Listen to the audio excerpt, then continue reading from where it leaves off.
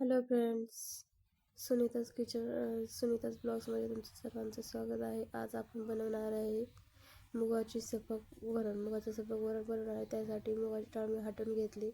माझ्या मुलाला बरं नाही, त्याच्यासाठी मी मुगाची वरण बनवते. त्याला कोथिंबीर नाही आवडत म्हणून मी कोथिंबीर नाही टाकली.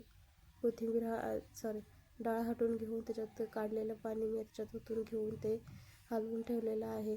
आता त्यानंतर मी त्या पातेल्यातच थोडेसे तेल ओतून त्याच्यात मोहरी टाकली. मोहरी टाकल्यानंतर थोडंसं जिरे टाकते. पातेलं माझं ते आधी पाणी काढून ठेवल्यामुळं ते तसं लाल झालेलं आहे. ते घाण नाही आहे, चांगलंच आहे. तुम्ही असं नका समजू की खराब पातेल्यामध्ये मी जेवण बनवते. मोहरी आणि जिरे टाकल्यानंतर थोडासा कढीपत्ता टाकून मी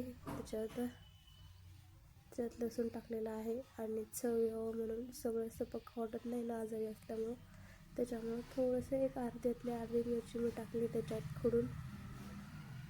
त्यानंतर बघा लसूण लाल झालेला आहे. त्यानंतर मी त्याच्यात ते हाटून घेतलेलं वरण त्याच्यामध्ये ओतून घेते. मी थोडंसं पातळच वरण बनवणार आहे, कारण त्याला डाळ नाही आवडत. त्याच्यामुळं मी थोडंसं पातळच बनवलं आहे. तुम्ही असं नका समजू की खूप पातळ केलं आहे, असं कसं केलं आहे असं वगैरे नका समजू. मी तसंच केले, ते मुद्दाम त्यानं खात नाही म्हणून. हे बघा, आता इकडं माझं वरण उकळी आली. त्याला चांगली उकळी आल्यानंतर बघा हे कसं दिसते. म्हणजे पातळच आहे आणि मला सगळ्याला पातळच आवडतं. जास्त घट्ट वरण आवडत नाही. फक्त माझ्या मिस्टरांना घट्ट वरण आवडतं, हॉटेलसारखं. म्हणजे त्याच्यात जास्त